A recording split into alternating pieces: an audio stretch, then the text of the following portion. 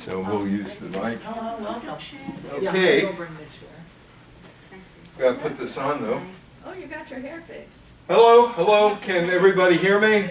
You've got a nice large voice. Thank you, thank you, thank you. Okay, this is a talk about censorship in America. Do you think there's censorship in America? Yes or no? This is going to be about newspapers, this is going to be about film, and this is going to be about television. And I have a specific story that I start out with. That's me in 2002. And I was doing op-ed pieces for the Baltimore Sun, which was owned by the Chicago Tribune Company. And a guy by the name of Richard Gross was my editor at the Baltimore Sun. It was a freelance job. I was based here in New York, but I was writing for New York Newsday at the time, all part of the same company, Chicago Tribune.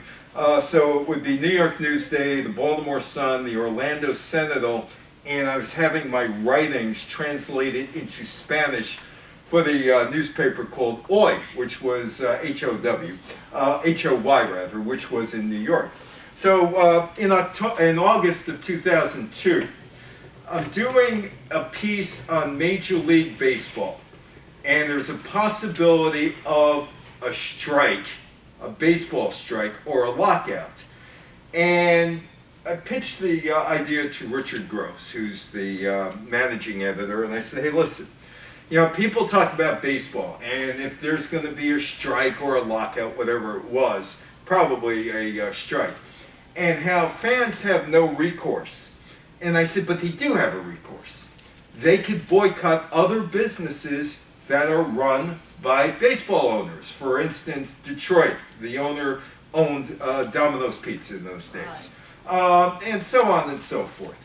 And so he marks up my op-ed piece, which is 800 words, and he sends it in to be published for the weekend edition, whatever weekend it was in August, of the Baltimore Sun. Then he goes on vacation. Next thing we know, the story has been killed. And I said, what happened? And they said, well, somebody killed it. I said, well, who killed it? They said, somebody in Chicago. The Chicago Tribune, which owned the Baltimore Sun newspaper, also owned the Chicago Cubs baseball team. Oh, interesting. And we don't do boycott op-eds. So I said, let me ask you a question. South Africa. I said, when everybody is boycotting South Africa because of apartheid, what kind of position did you take? Click. They never answered it. He hung up on you. He hung up on me. And I know who killed the piece. It was killed in the higher ups in the offices in Chicago, the Chicago Tribune Company. Maybe not Dennis Fitzsimons, who ran the whole show, but somebody who discussed it with Fitzsimons. And that goes on all the time in the media. That goes on all the time. You can't report on this. And this is just an opinion piece. This was not a piece that required reporting. Anyway, so that's my story about censorship with the Baltimore Sun. Journalism. Gutenberg, he invents the printing press. And after he invents the printing press, there are all kinds of newspapers. John Peter Zenger. Heard of him? He was the guy that was put on trial in the 1730s. Freedom of the press. Gutenberg, Zenger, and there I am in radio interviewing Jack Kemp. I was a mere child of 23. He's running for president at that time in 1979. So this is my background. And also television. I was on with Sam Donaldson. That's Jeff Morrell, who left ABC, and he went to work for the State Department in the Pentagon, being their spokesman. And that's me in 2005 on Sam's show. Freedom of the press. Is there such a thing as freedom of the press? Yes or no? Well, England controlled the colonies. This is not a United States thing because the United States wasn't in business in 1734. John Peter Zenger was a German printer and a journalist in New York City. He printed the New York Weekly Journal, and he was accused of libel in 1734 by William Cosby. Not the Bill Cosby, that was a comedian, another one. He was the royal governor of New York. The jury acquitted Seeger. And that is roughly where the trial took place, up in Westchester County. Really didn't take place there, but it's one of the few buildings remaining from that era. In 1733, Seeger voiced opinions critical of the colonial governor, Cosby. On November 17, 1734, on Cosby's orders, the sheriff arrested Seeger. Why? Because he printed something that he didn't like. After a grand jury refused to indict him, they kept going and going and going. The Attorney General, Richard Bradley, said, "We're charging you with libel." That would be in August of 1735. His two lawyers were Andrew Hamilton and William Smith Sr., and they successfully argued that the truth is defense against the charges of libel. So this is nothing new, absolutely nothing new. Freedom of the press, there I am. I'm 15 years old, interviewing Bob Hyland, who was with the New York Giants. I was in high school. I was already a professional. Freedom of the press in the U.S. First Amendment. Congress should make no law respecting an establishment of religion or prohibiting the free exercise thereof, abridging the freedom of speech or of press, or the right of people peacefully to assemble and to petition the government for a redress of grievances. Well, I'm limiting this thing now to the entertainment industry. Hollywood. You feel that you missed out on movies in the 1930s and 40s and 50s because of something called the Hays Code? Do you know about the Hays Code? No. How many of you watch TMC? You watch TMC? Have you ever wondered about how there are no African Americans in movies? Oh, yeah. No interracial relationships? Well, let's take a look at all this. 1922, the movie industry has a problem. A lot of their actors and actresses are getting in trouble. The silent film comic Fatty Arbuckle. Did you hear of Fatty Arbuckle? 100 years ago, we're going back, 99 years ago. He's charged with manslaughter in the death of an actress. A bisexual director found murdered. Movie stars dying of drug overdoses. You could see what's going on in Hollywood. So the movie producer's saying, hey, wait a minute. We got a major problem. We got to clean up our image, even in the 1920s. The corrupt William Hayes. The very corrupt William Hayes is the guy they turn to clean up the industry. Now his problem is he was the campaign manager of Warren G. Harding, who ran for president in 1920 and is arguably, after he was elected president, the most corrupt president ever. Hayes was a politically active lawyer, became chairman of the Republican National Committee in 1918. He was Warren Harding's campaign manager, and he successfully kept Harding off the campaign trail. Harding was a dope, and they knew it, but he was the guy they wanted as president. So Harding basically ran his campaign from his front porch in Ohio, and he ran, and he was successful. He beats Cox in 1920. Oh yeah, the Teapot Dome scandal trial in 1926. Hayes is right in the middle of this. So were a lot of other people in the Harding administration. This is the guy that Hollywood turns to clean up Hollywood. The oil man, Henry Ford Sinclair, devised a scheme in which 25 cents was diverted from every barrel of oil that was sold on oil field leases. And this is the Teapot Dome scandal. Sinclair said he loaned Will H. Hayes, then the chairman of the Republican Party, National Committee, $185,000 worth of Liberty bonds, only got back $100,000. He also gave Hayes a $75,000 outright gift to the committee, because he's not going to get in trouble. Sinclair Gas, Montana, when I was there. At the time, Hayes is attempting to pay off the 1920 Republican campaign day. Hayes later approached a number of wealthy men and told them if they would contribute to pay down the committee's debt, he would reimburse them for their contribution with Liberty bonds. Now, Hayes would go before Congress and said, yeah, I'm going to hide some facts. But he becomes unscathed by the whole ordeal, even though he's part of the corruption. Sinclair would go to jail for the contempt of court, and Hayes would do something else. He'd go about cleaning up the movie industry. So you got a corrupt guy who's hired by the movie studios to clean up the movie industry. And he is going to clean up the movie industry. But censorship is nothing new in the movies. Charlie Chaplin at his best. Silent movies. Mutual Chaplin specials. 1913, Ohio passed a law which formed the Board of Censors, which had the duty of reviewing and approving all films intended to be exhibited in the state. The board could order the arrest of someone showing an unapproved film in Ohio. 1913. Can't put up a film without somebody saying, oh yeah, it's okay. The Mutual Film Corporation, which was a movie distributor, sought an injunction against the board. Mutual argued that in addition to violation of its freedom of speech, remember that? The Bill of Rights, freedom of speech? The censorship board was interfering with interstate commerce, which was a violation of the Dormant Commerce Clause, and that the government had illegally delegated legislative authority to a censor board.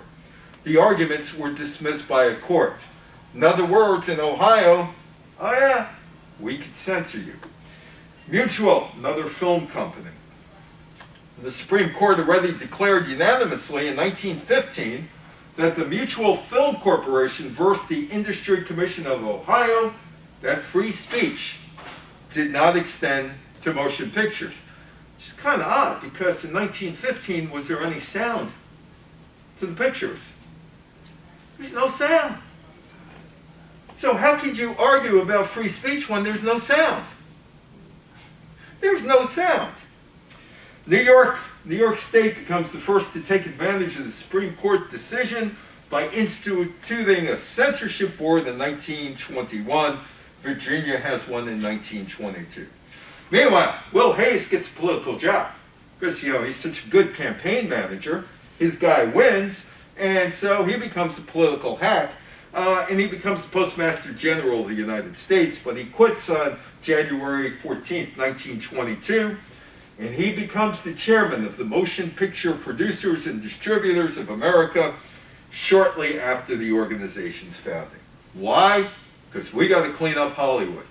And maybe Fort Lee, if there's anything left in Fort Lee. So that's Fatty Arbuckle on the left, Virginia Rep on the right. And it's said that Fatty Arbuckle killed Virginia Rep. Roscoe Fatty Arbuckle was accused of the rape and murder of the model and actress Virginia Rep. There were calls by religious groups for federal censorship of the movies. It was a public relations ploy. But Hayes is a religious guy. And he's got very conservative credentials. He's a Presbyterian deacon. And, of course, he was the past chairman of the Republican Party, even though it was corrupt. Less than a week after Fatty Arbuckle was arrested, his films were pulled from every screen in the United States. He was accused of causing Rapp's death, tried 3 times. He was acquitted 3 times. Not enough evidence. Hayes to the rescue. Save me, says in this cartoon, say the movie producers in Hollywood. And Hayes is going to jump in and he's going to save them in a sea of real trouble. Now, Hayes' main role is to persuade state censor boards not to ban films specifically, but to reduce the impact of the board's cuts and edits. The studios were required by state law to pay censor boards. They had to pay the censor boards for each foot of film cut out and each title edited. The studios, that was an expense because they had to duplicate and distribute separate versions of each censored film for a particular state because their censorship board said so. So we get a blacklisting, a moral blacklisting. I don't know why I'm holding this. It's not working. Anyway, in 1930, he's one of the authors of the Production Code. And this is a detail of what is morally acceptable on the screen. Because if you watch movies from the 1920s, there's some interesting things that go on in these movies. And apparently, somebody was offended by it. I know when I watch these movies today, I just look at it and say, okay, it's, PG, but it's no big deal. Like Claudette Colbert, look at what she's wearing. Not much. Not much. Not much. She's not wearing much, right? Well, she's not wearing much, and that's a problem. Will Hayes came up with a list of 36 self-imposed, these are what you got to do because I say so, don'ts and be carefuls. According to Hayes, the code sets up high standards of performance for motion picture producers. Hayes said, hey, you know what? It states the considerations which good taste and community value make necessary in this universal form of entertainment. Whose opinion is this? Hayes' opinion. But the Hollywood studios go along with it. Again, Claudette Colbert. Oh, producers, here's some of the things that you couldn't do. You couldn't mock religion. The depiction of illegal drug use was prohibited. Interracial romance is banned.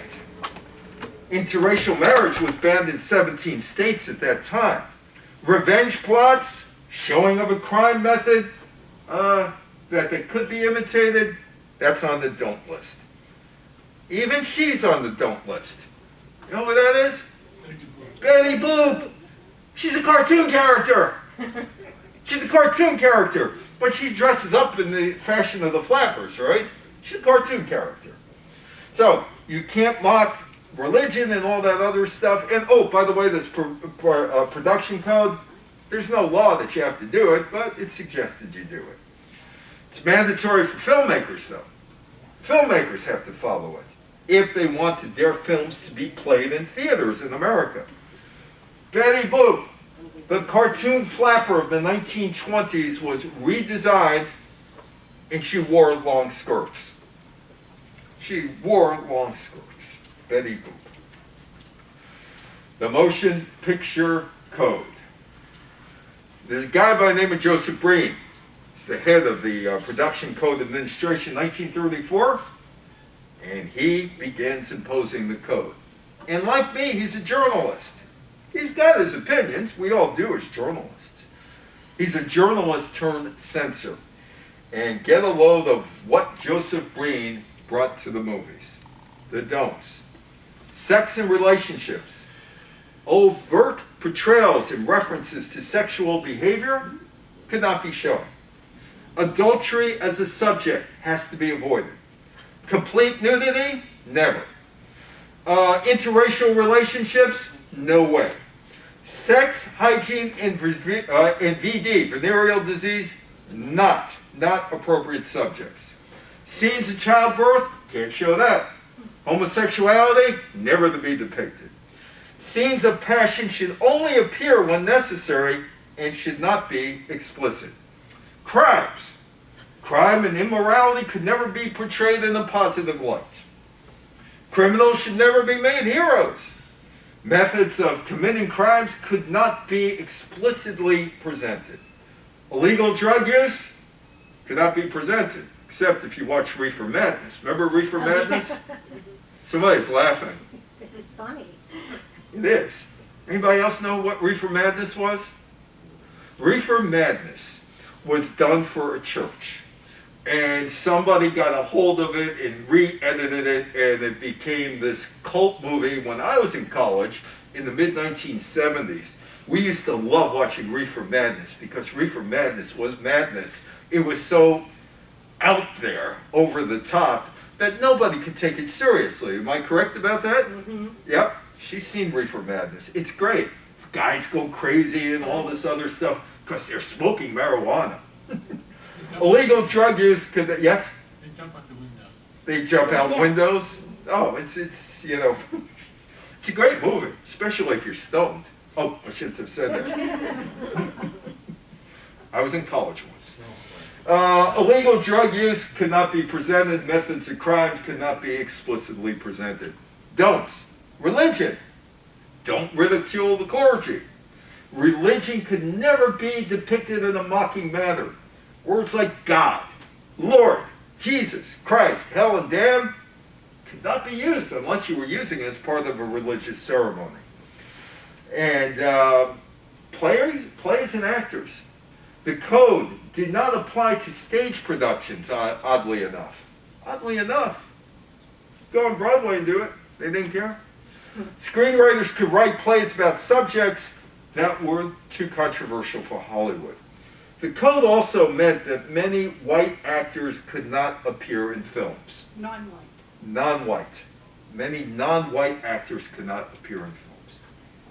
Remember Jane Russell? I'll let the guys take a good look at this. Jane Russell. Jane Russell, the Outlaw.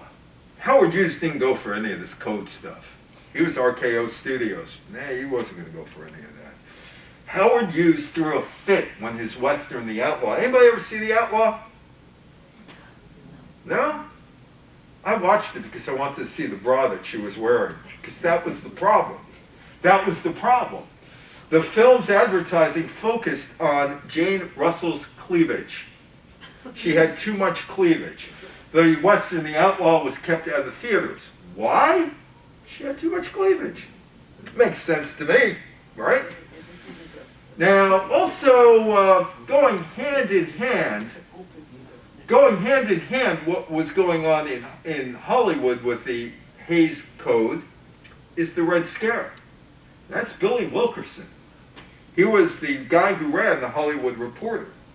July 1946. Billy Wilkerson, the Hollywood Reporter owner, editor, and publisher, started to expose communists working in Hollywood.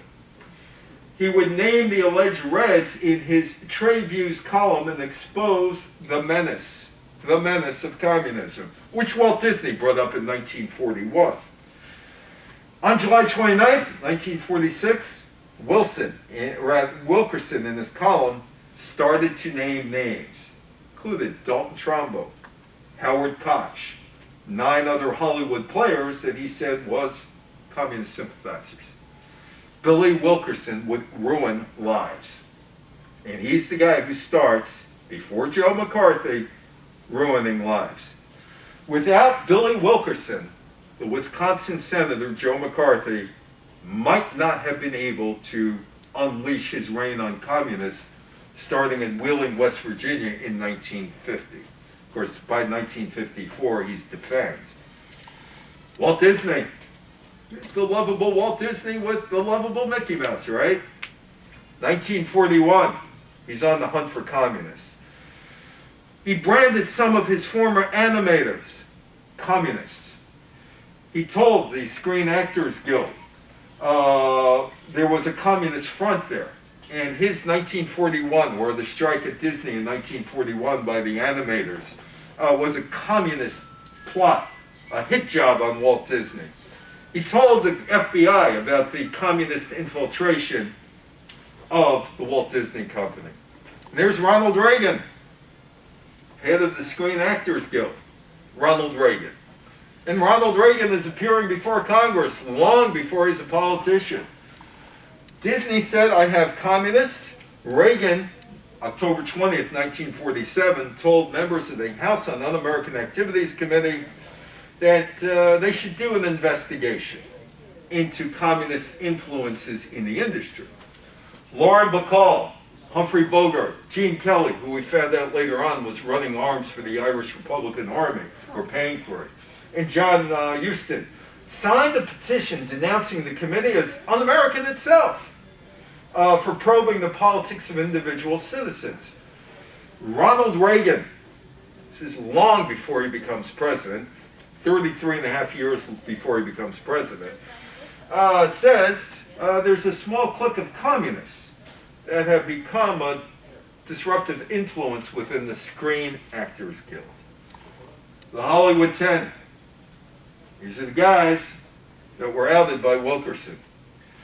10 screenwriters and directors refused to testify before Congress, arguing the First Amendment of the United States Constitution guaranteed the freedom to belong to any political organization they chose. Congress didn't see it that way. A month later, the men were cited for contempt and ultimately sentenced to a year in prison. And that is the Hollywood 10. The 10 were Alva Bessie, Herbert Biberman, Lester Cole, Edward Dmytryk, Ring Lardner Jr. I worked with one of the Lardners, one of the nephew, Rex Lardner. John Howard Lawson, Albert Maltz, Samuel Ornitz, Adrian Scott, and you should know the last name Dalton Trumbo. They were effectively banned from the business. Looking for commies. Lucy. Lucy was a commie. She wrote it down. She was going to vote communist in 1936. There's the affidavit. Lucy is running, or is going to vote communist in 1936. She registered red. Red channels. Red channels. They sent out tracts. Americans, don't patronize Reds. You can drive the Reds out of television, radio, and Hollywood. This tract will tell you how. Why we must drive them out. The Reds have made our screen, radio, and TV Moscow's most effective fifth column in America. The Reds of Hollywood and Broadway have always been the chief financial support of communist propaganda in America. Our own films, made by Red producers, directors, writers, and stars, are being used by Moscow in Asia, Africa, the Balkans, and throughout Europe to create hatred of America. Right now, films are being made to craftily glorify Marxism, UNESCO, one worldism. Via your TV set, this is about 1953, so some of you were pretty young when you got your first TVs, and you were being poisoned, according to this. Via your TV set, they're being piped into your living room and poisoning the minds of your children under your very eyes. So remember, if you patronize a film made by Red producers, writers, and stars and studios, you're aiding and abetting communism. Every time you permit Reds to come into your living room via your TV set, you are helping Moscow and the internationalists destroy America. So you got two things going on in the films here. You got the code, and you got fighting communism. The blacklisting involved the practice of denying employment to the entertainment industry professionals believed to have been communists or sympathizers. Just wasn't actors. Screenwriters like Trumbull, directors, musicians like Leonard Bernstein, and other American entertainment professionals were barred from work by studios. Did you ever hear of Pert Kelton? No. She was the original Alice Cramden on The Honeymooners. On the Cavalcade of Stars on the Dumont Network in 1951. According to her background, she was a communist sympathizer. According to Dumont, you couldn't work here anymore. You were out. Jackie Gleason didn't like that she was tossed out of the role as Alice Cramden.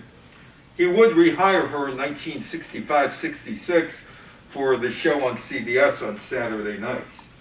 She was blacklisted, replaced by Audrey Meadows. Hazel Scott, you ever hear of Hazel Scott? Hazel Scott went to Juilliard.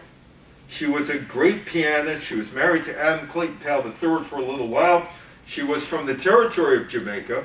She was the first Afro-Caribbean ever to host a show in the United States on TV on the Dumont Network. She was also an actor, or an actress in the 1940s. She was a little bit of a troublemaker because she demanded when African Americans were on the set, they were treated equally to whites. And so she kind of lost her acting career because of that. She was considered a troublemaker. Well, somebody said she's a communist, and she decided to fight it. She went before the House on Un-American Activities in 1950 while her show was on Dumont, September 1950. Well, she gets to Washington, all the sponsors drop her, and a week later the show disappears. That was basically what was going on in those days. Yeah. Philip Loeb, you ever hear of Philip Loeb? Yes. Yes, you did. Actor, right? The original show, The Goldbergs, on ABC TV, 1949, he was the husband to Gertrude Berg, Mrs. Goldberg. Found out that he was a communist too, or at least a communist sympathizer. They kicked him off the show by 1950, 51, and he couldn't get a job. Had a special needs child. Couldn't get any work. Checks into the Taft Hotel in Midtown Manhattan under an assumed name. Pops a whole bunch of sleeping pills. They found him dead. Zero Mostel wrote extensively about him because it was his friend, and he talked about people like Edward G. Robinson, who turned in people. And who was the hero? Was it Philip Loeb, or was it Edward G. Robinson? Case of Lucy, she decides to get ahead of this, and she's giving voluntary testimony to an investigator for the House Un-American Activities Committee. And she blames her grandfather. Her grandfather. Why? Because in 1936, she was helping. It was our grandfather, Fred Hunt, just wanted us to. And we did something to please him. I didn't intend to vote that way, as I recall, I didn't. What saved Lucille Ball's career? Maybe J. Edgar Hoover, the head of the FBI. He's a big fan of the I Love Lucy show. It is possible, because he liked that show, that Lucy and Desi's career was saved. Lucille Ball swore to a House committee she had never knowingly aided the Communist Party, aside from placating her grandfather's many requests for room in the garage to organize with her friends. In her autobiography, she said she was a strong conservative with a Puritan streak. I'm the most conservative member of my family. Then she blames the grandfather, Fred Hunt. It was for her grandfather, Fred Hunt, a progressive and free thinker, that she registered communist. And she has a news conference afterwards, and it goes away. It goes away. Before the filming of episode 68 of I Love Lucy, Desi Arnaz, who's warming up the audience prior to the filming, addresses the accusation that his wife was a communist. And he reuses the line of, Lucy also had people in the media championing her cause, like Heather Hopper, who was the gossip columnist, who I believe was in the Journal American in New York. Anyway, he says, the only thing read about Lucy is her hair, and even that's not legitimate. That's her natural hair color. She becomes a redhead in the 1940s for the 1943 film. DeBarry was a lady, and her nickname became Technicolor Tessie. She wasn't a redhead, naturally. Now, the blacklist would disappear by the 1960s, but careers were ruined, and in Philip Loeb's case, he killed himself. Trumbo and Lardner wrote screenplays under their own names. Some of the people who were accused of being communists: Frederick March, John Garfield, Paul Muni, Edward G. Robinson, who turned to protect his hide, Helen Keller, Danny Kaye, Paul Robeson, who lived in the Soviet Union, the writer Dorothy Parker, a host of Hollywood actors, directors, writers were accused of being communists, and Pete Seeger, the singer. Pete Seeger could not be on TV until 1968, and only after Tommy Smothers begged him to go on the show. 2012. Finally, an apology from the Hollywood Reporter for ruining people's lives. An apology. Billy Wilkinson apologized for his father using the Hollywood Reporter as a blunt instrument that ruined the lives of at least 300 people and their families. Oh, TV, CBS. If you were an employee, Lucille Ball was not an employee of CBS. She was an employee of Desi Liu. It gave a film comedy show to CBS. In 1950, CBS employees had to take an oath of loyalty to the United States. In 1951, CBS, Bill Paley, who founded CBS in 1927, created a security office staffed by former FBI agents to investigate the political leanings of his employees. A miracle, Roberto Rossellini. 1952, the case of Joseph Burstyn, Inc. against Wilson. The Supreme Court overruled its 1915 decision that free speech did not apply to movie pictures. Of course, there was no speech in 1950.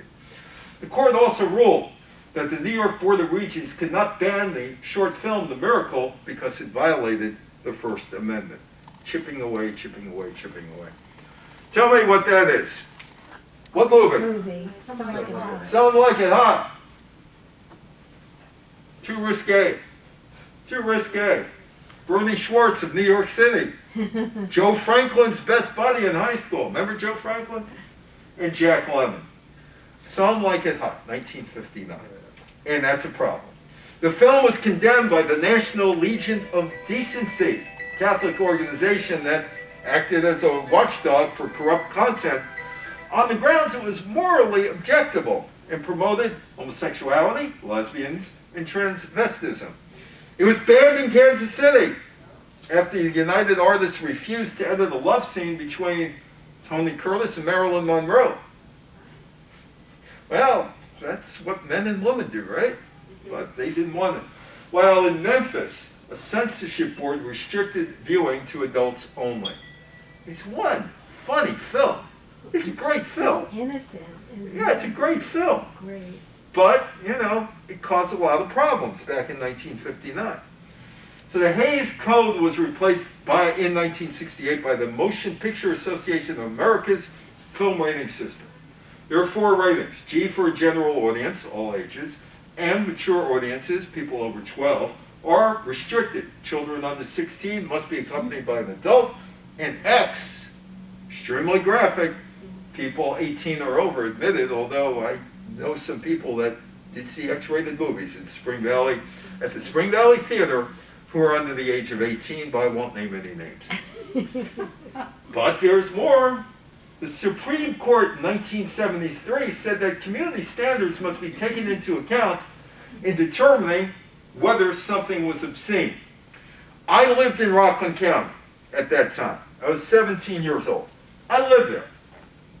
I lived in Ramapo. The next town over from Ramapo was Clarkstown, or is Clarkstown. Town of Clarkstown, which is, in those days, was a mirror image of Ramapo, just about.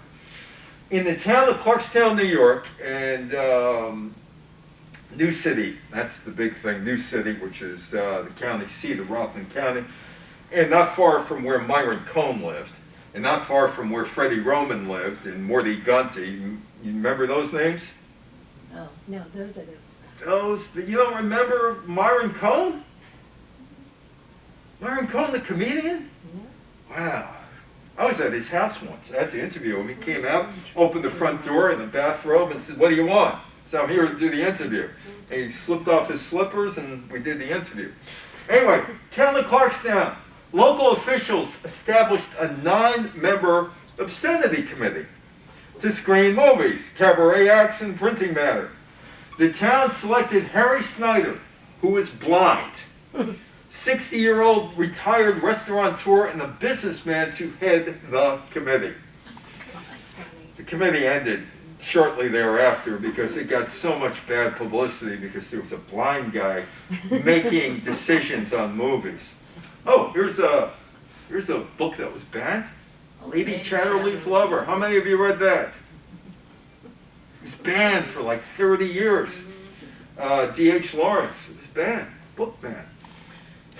The Postmaster General, Arthur Summerfield, banned D.H. Lawrence's famous novel, Lady Chatterley's Lover, from U.S. mails in 1959.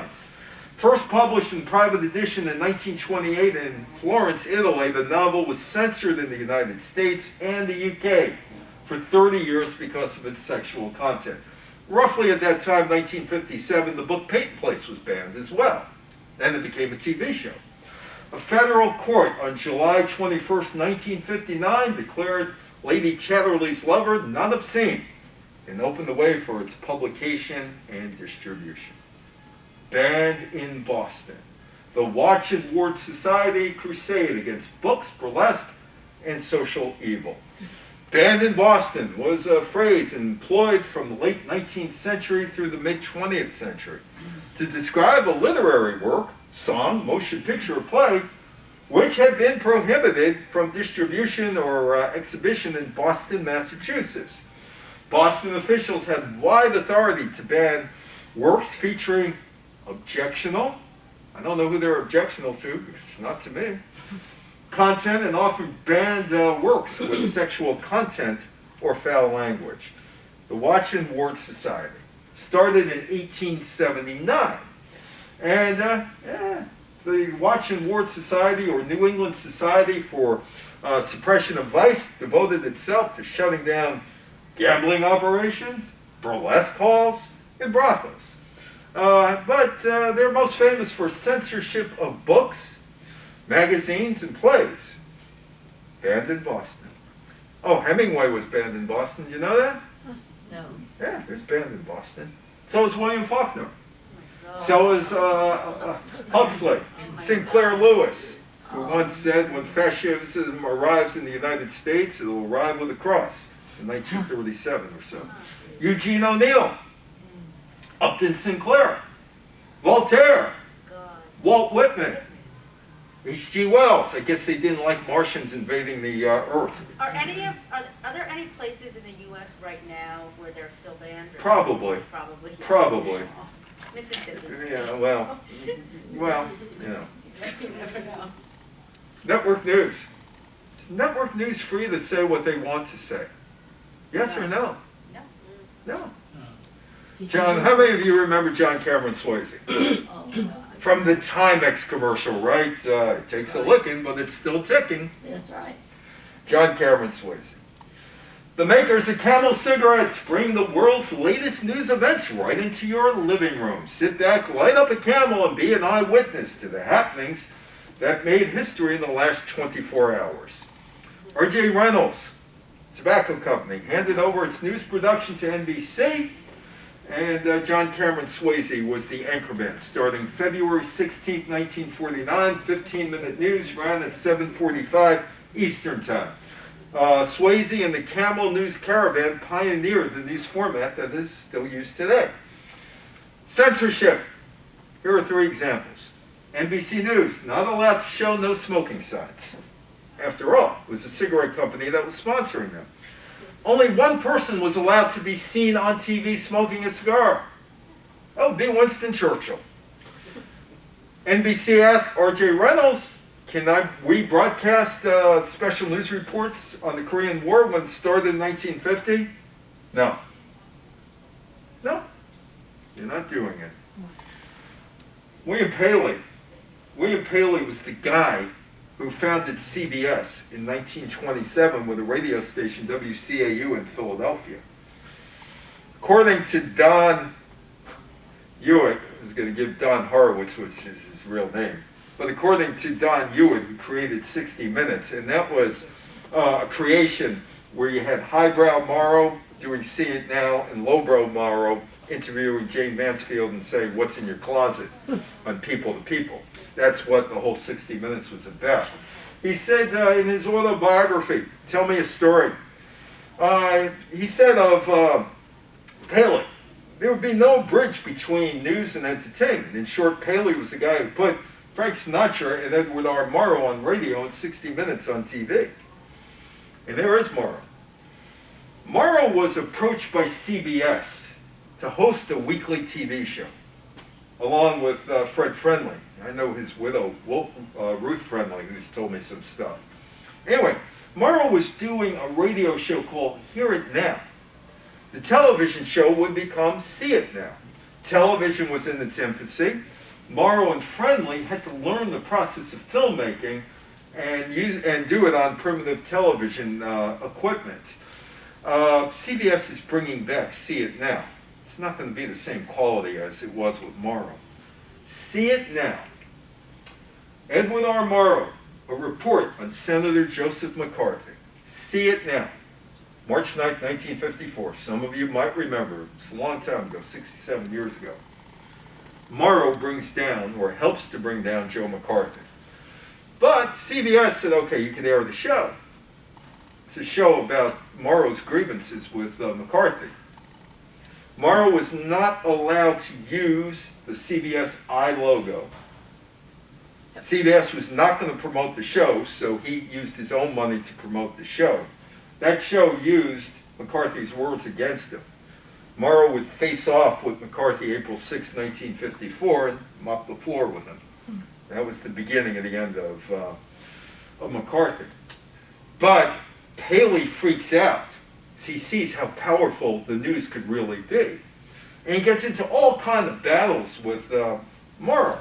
See It Now ends in the summer of 1958. They're bringing it back 63 years later after a clash with Paley in the office. The censorship of Bill Paley. Morrow complained to Paley he couldn't be doing the show if the network repeatedly provided equal time to subjects who felt wrong with the program. I understand that as a journalist. You do your job. You don't have to have both sides. Now you have both sides on CNN, not so much on MSNBC or Fox, which are its predominant news sources now. By 1960, Morrow had had enough. He left. The last show, Harvest the Shame. It's up on YouTube. Watch it. It's about the plight of American migrant agricultural workers. This is in black and white.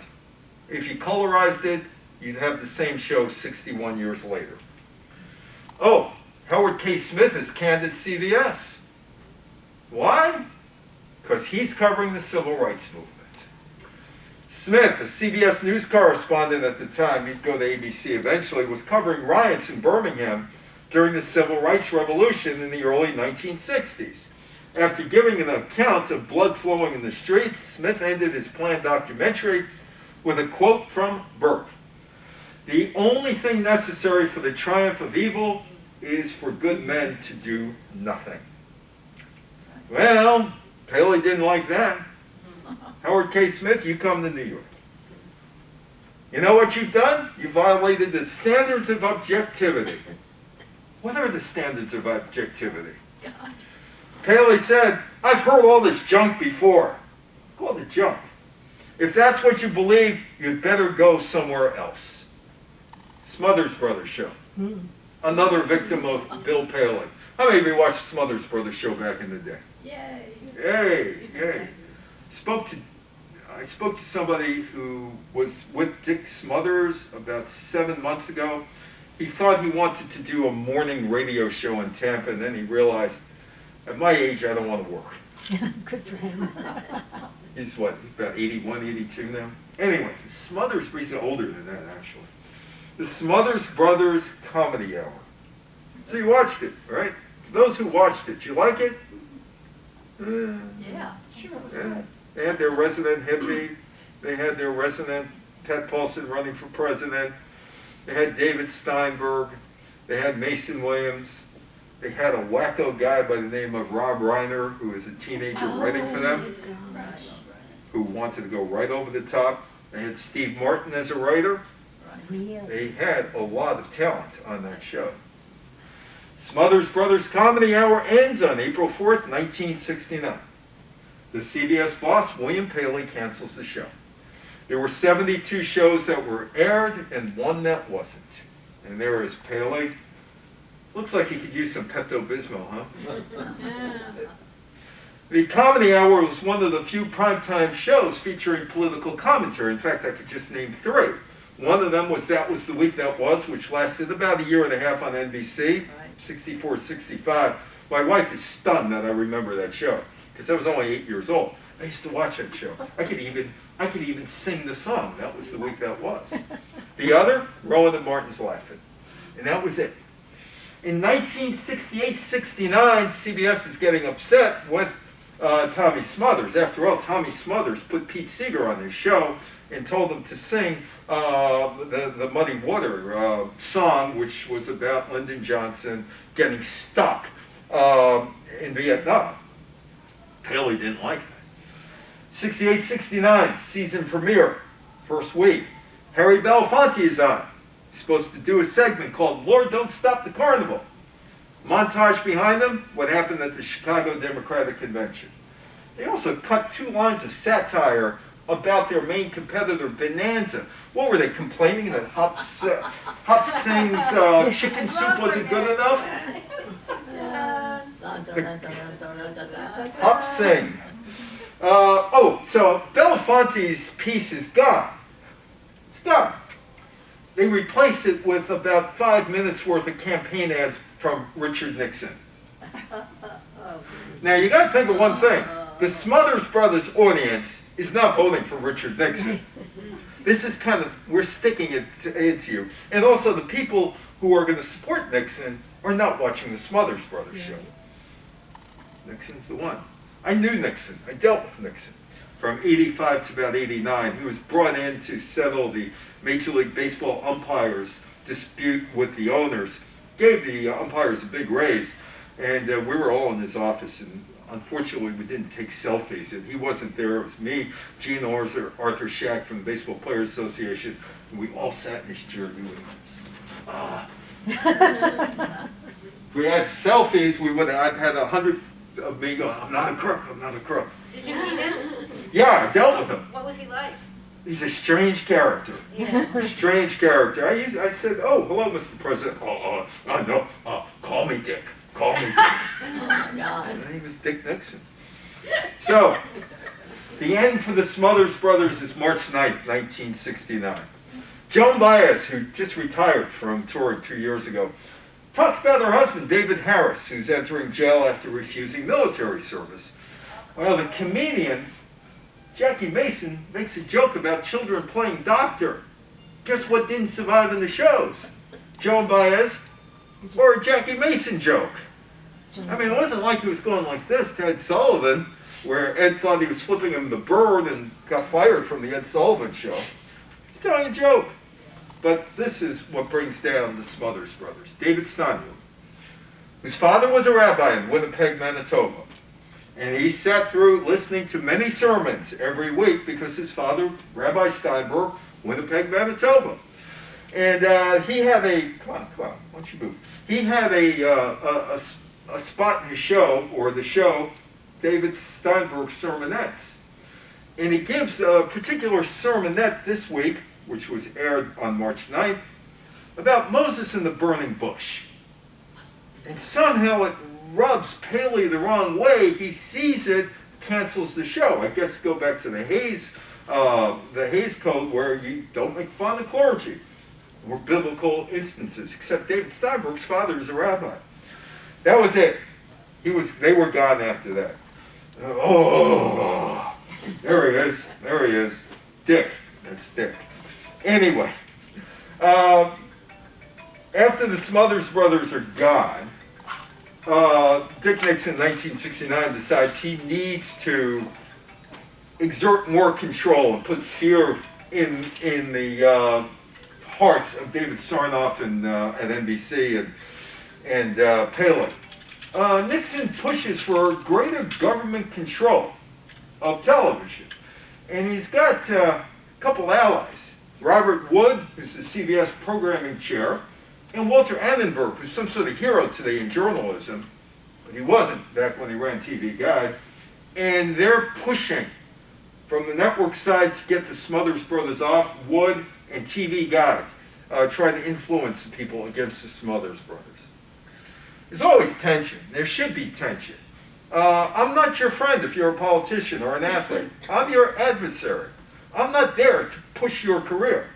Television and radio as a news medium, though, depends on its existence for getting government licenses. It's not so in cable TV.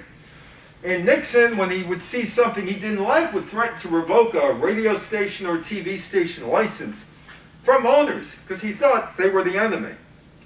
College professors are the enemy. Everybody's the enemy. Newspapers had no restriction. So Nixon is putting the fear into these people through Spiro Agnew. November 13th, 1969, Des Moines, Iowa, Vice President Spiro Agnew accuses network TV news departments of bias and distortion. Perhaps the start, or perhaps the place to start looking for a credibility gap is not in the offices of the government in Washington, but in the studios of the networks in New York.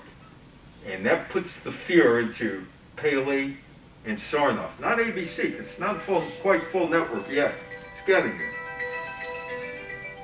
And these are the guys who wrote the words for Spiro Agnew. One of them, anyway, Patrick Buchanan.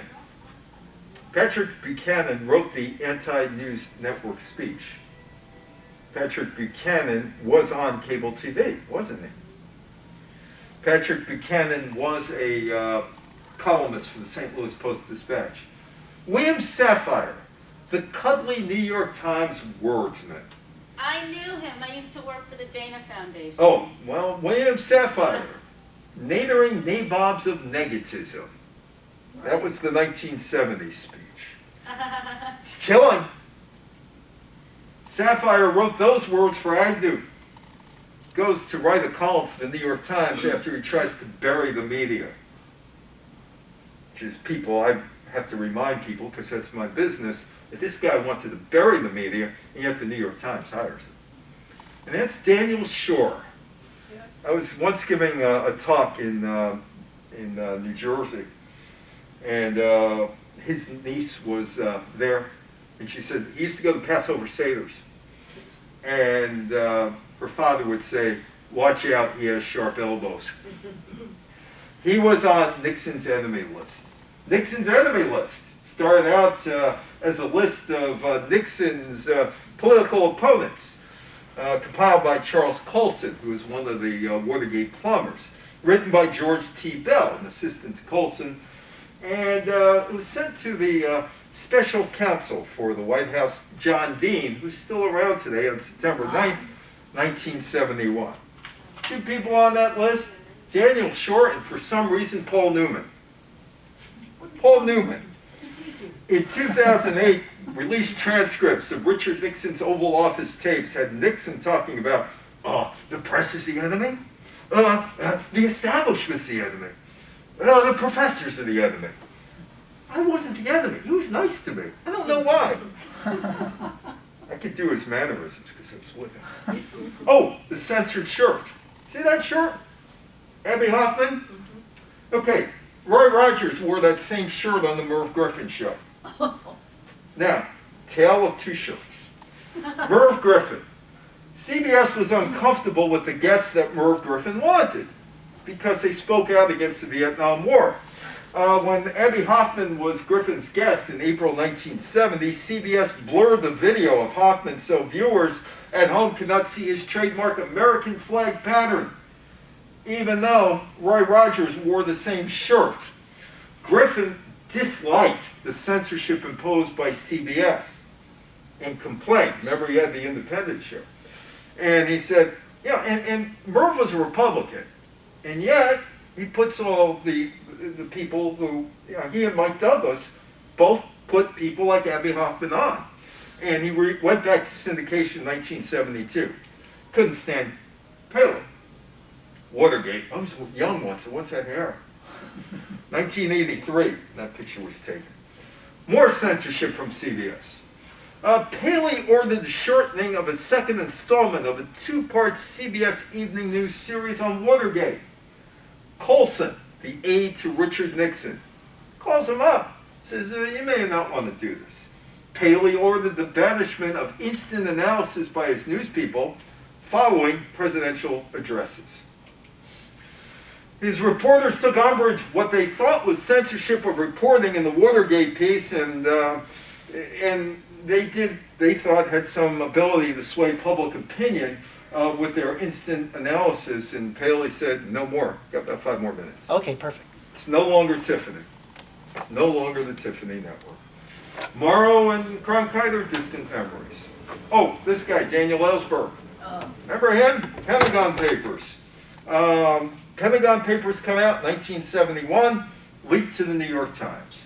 The reports revealed many large-scale attacks on the U.S. public or rather the U.S. public was not aware of in Vietnam. The general feeling the United States government had misplaced and withheld the truth. The Pentagon Papers. Yeah. Times was slapped with an injunction order to stop publication. Ellsberg provided the Pentagon Papers to the Washington Post. 15 other newspapers. Supreme Court said, yeah, you can publish it, and we had the 50th anniversary of the Pentagon Papers recently. For leaking the Pentagon Papers, Ellsberg was charged with theft, conspiracy, and violations of the Espionage Act. And he's being tried. And he finds out something rather interesting while he was tried. Nixon's plumbers broke into his psychiatrist's office. The case was gone. But the plumbers who broke into his office were the people who broke into Watergate. That was the Dr. Fielding operation. And there are the White House plumbers. The first time I found out about the break-in was when the government prosecutors revealed to the judge, told my lawyers Nixon had wanted the information withheld, but had been warned this could make him criminally liable. The judge cited government misconduct and dismissed all charges. Dr. Frank Stanton was one of CBS's guys. He was threatened with jail in 1971. CBS had broadcast an hour-long investigation called Selling of the Pentagon. $30 million campaign by the Defense Department to improve its image. The House Interstate and Foreign Commerce Committee demanded, turn over your everything from the show. He said no. He was called before the committee and said, if newsmen are told to hold their notes, films, and tapes, will be subject to compulsory process so that the government can determine whether news has been satisfactorily edited, the scope, nature, and vigor of their news reporting will be inevitably curtailed. And we leave with these guys. And that's, of course, Woodward and Bernstein.